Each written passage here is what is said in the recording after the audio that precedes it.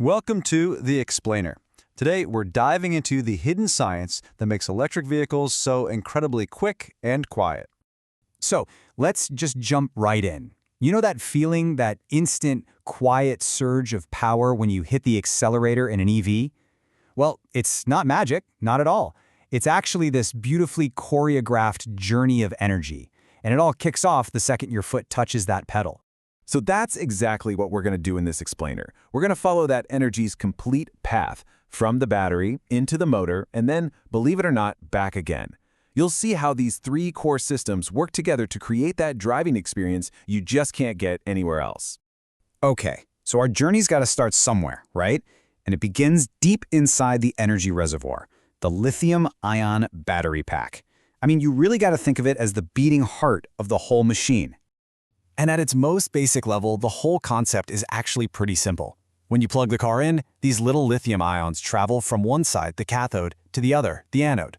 That's how it stores energy. Then, when you're ready to drive, they make the trip back, and that return journey unleashes a flow of electrons that gets you moving.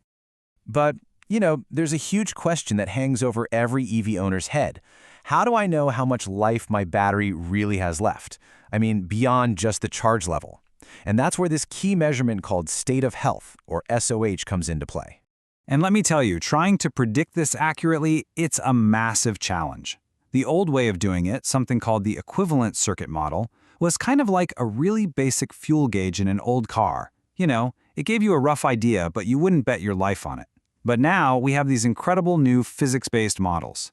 These things actually simulate what's happening at the micro level, the real chemistry, giving us a crystal clear picture of the battery's true condition.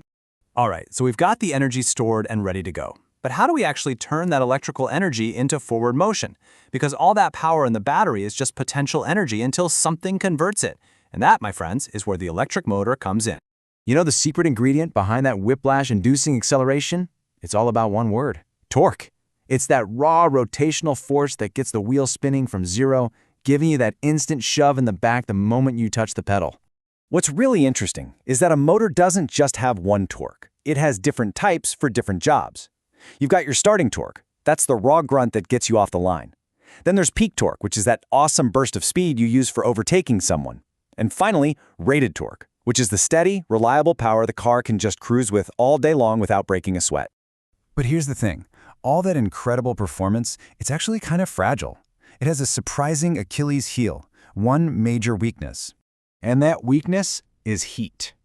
Get this, a motor can lose a shocking 1 to 2% of its available torque for every tiny 5 degrees Celsius rise in temperature. That's a huge deal. So the big takeaway here is simple. Heat is the absolute enemy of an EV's power. It just robs the car of performance. And that's exactly why engineers pour so much effort into these super advanced cooling systems. Their whole job is to keep that motor in its sweet spot. Okay, so we've used the energy from the battery and turned it into speed. But now we come to the final, and honestly, the most ingenious part of this whole journey, actually getting some of that energy back. This leads to a debate you hear all the time among EV drivers. To save the most energy, should you brake hard or should you just gently coast? I mean, intuitively, coasting feels like the right answer, doesn't it? It feels more efficient. But the physics tells a very different and pretty surprising story. Okay, so here's the problem with coasting. You can see it right there in that red line. Yeah, it feels smooth and all, but while you're coasting, your car is spending a ton of extra time just plowing through the air, fighting against wind resistance.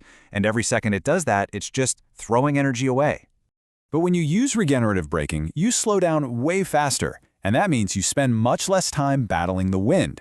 So instead of just wasting all that forward momentum as useless heat in your brakes, the system actually grabs it, turns it back into electricity, and zaps it straight back into the battery.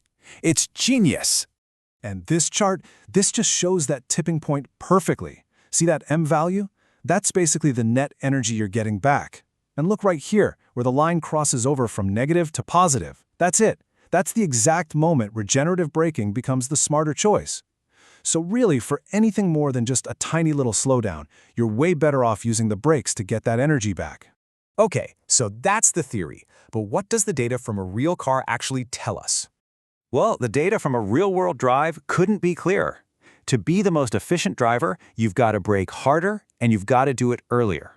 Just look at the graph. The deceleration is at its absolute highest right at the beginning of the braking event. Why?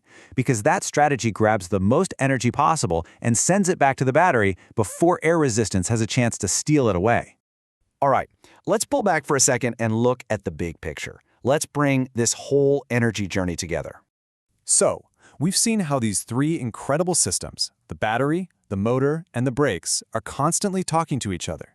They're in this delicate, intelligent dance to store, use, and then recapture every single watt of power they possibly can. And that is the hidden science that makes modern electric vehicles so incredibly efficient. It's not about one magic part, it's about this continuous, really elegant loop of energy that's always flowing through the vehicle. And all of this leaves us with one final, pretty provocative thought. As this technology gets better and better, as we learn to perfect this energy loop, optimizing every single tiny movement, you have to wonder, is the most efficient driver of the future even going to be human at all?